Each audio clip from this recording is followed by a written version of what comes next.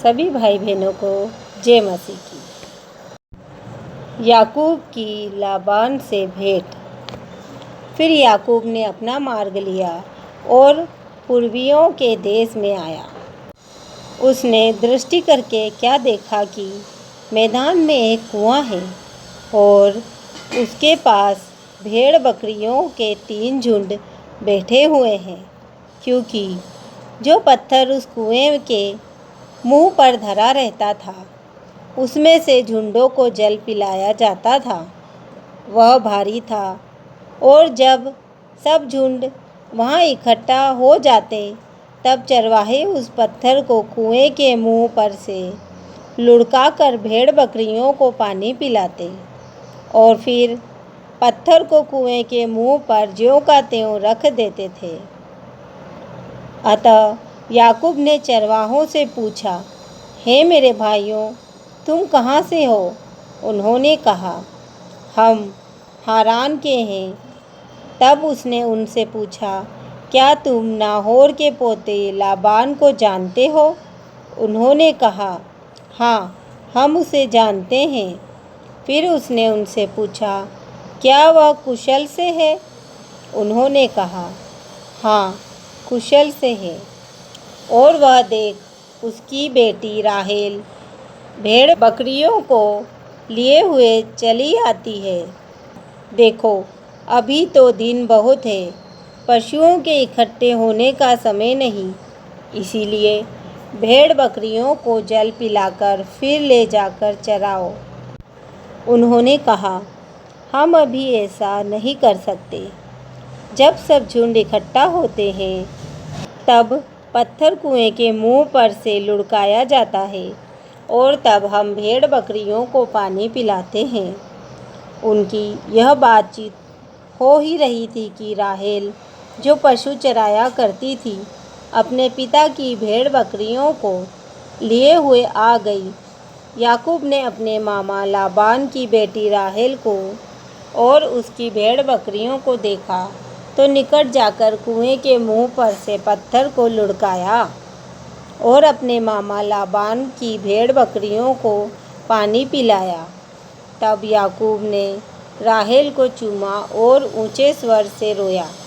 और याकूब ने राहेल को बता दिया कि मैं तेरा फुफेरा भाई हूँ, अर्थात रिबका का पुत्र हूँ।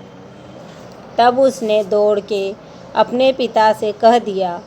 अपने भांजे याकूब का समाचार पाते ही लाबान उससे भेंट करने को दौड़ा और उसको गले लगाकर चूमा, फिर अपने घर ले आया। याकूब ने लाबान को अपना सब वृत्तांत सुनाया। तब लाबान ने याकूब से कहा, तू तो सचमुच मेरी हड्डी और मांस है। और याकूब 1 महीने भर उसके साथ रहा। तब लाबान ने याकूब से कहा, कुटुंबी होने के कारण तुझसे मुफ्त में सेवा कराना मेरे लिए उचित नहीं है, इसीलिए कह, मैं तुझे सेवा के बदले क्या दूँ? लाबान की 2 बेटियां थीं। उनमें से बड़ी का नाम लिया और छोटी का राहेल था। लिया के तो धुंधली आँखें थीं, पर राहेल रूपवती और सुंदर थी। इसीलिए याकूब ने, जो राहेल से प्रीति रखता था, कहा, मैं तेरी छोटी बेटी राहेल के लिए 7 वर्ष तेरी सेवा करूँगा। लाबान ने कहा, उसे पराये पुरुष को देने से तुझको देना उत्तम होगा, इसीलिए मेरे पास रह। अतः याकूब ने राहेल के लिए 7 वर्ष सेवा की और वे उसको राहेल की प्रीति के कारण थोड़े ही दिनों के बराबर जान पड़े। तब याकूब ने लाबान से कहा, मेरी पत्नी मुझे दे और मैं उसके पास जाऊंगा, क्योंकि मेरा समय पूरा हो गया है। अतः लाबान ने उस स्थान के सब मनुष्यों को बुलाकर इकट्ठा किया और भोज दिया। सांझ के समय वह अपनी बेटी लिया को याकूब के पास ले गया और वह उसके पास गया। लाबान ने अपनी बेटी लिया को उसकी दासी होने के लिए अपनी दासी जिल्पा दी। भोर को मालूम हुआ कि वह तो लिया है, इसीलिए उसने लाबान से कहा, यह तूने मेरे साथ क्या किया है?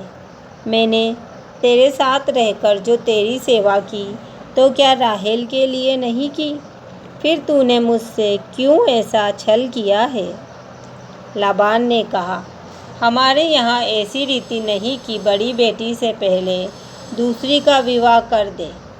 इसका सप्ताह तो पूरा कर, फिर दूसरी भी तुझे उस सेवा के लिए मिलेगी जो तू मेरे साथ रहकर और 7 वर्ष तक करेगा। याकूब ने ऐसा ही किया और लिया के सप्ताह को पूरा किया। तब लाबान ने उसे अपनी बेटी राहेल भी दी कि वह उसकी पत्नी हो। लाबान ने अपनी बेटी राहेल की दासी होने के लिए अपनी दासी बिल्हा को दिया। तब याकूब राहेल के पास भी गया और उसकी प्रीति लिया से अधिक उसी पर हुई, और उसने लाबान के साथ रहकर 7 वर्ष और उसकी सेवा की। जब यहोवा ने देखा कि लिया अप्रिय हुई, तब उसने उसकी कोख खोली, पर राहेल बांझ रही। अतः लिया गर्भवती हुई और उसके एक पुत्र उत्पन्न हुआ, और उसने यह कहकर उसका नाम रूबेन रखा, यहोवा ने मेरे दुख पर दृष्टि की है, अब मेरा पति मुझसे प्रीति रखेगा। फिर वह गर्भवती हुई और उसके एक और पुत्र हुआ। तब उसने यह सुनके कि मैं अप्रिय हूँ, यहोवा ने मुझे यह भी पुत्र दिया, इसलिए उसने उसका नाम शिमोन रखा।